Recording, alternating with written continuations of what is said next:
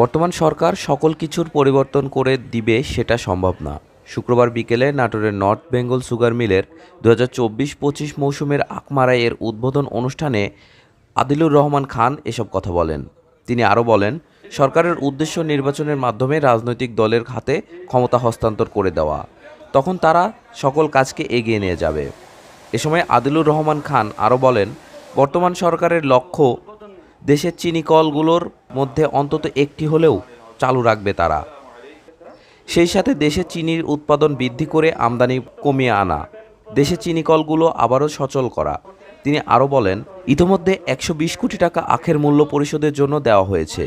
বাংলাদেশের পিছিয়ে পড়া এলাকাগুলোতে সামাজিকভাবে সবাইকে এগিয়ে এসে সকলের জীবনমান উন্নয়নে কাজ করতে হবে। 92তম আখমারাই তো শুরু হলো।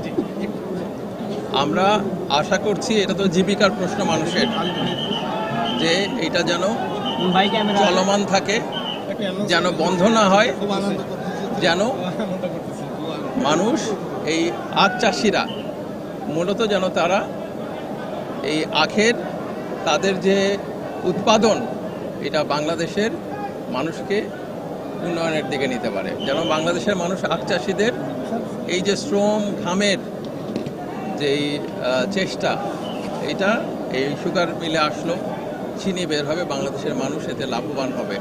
আমরা চাই আমদানি কমিয়ে বাংলাদেশের চিনি কলগুলি আবার চালু করতে, যেন বাংলাদেশের মানুষের কাছে এই শ্রমিকদের যে অবদান সেটা সামনে চলে আসে। এটি আমরা চেষ্টা করছি।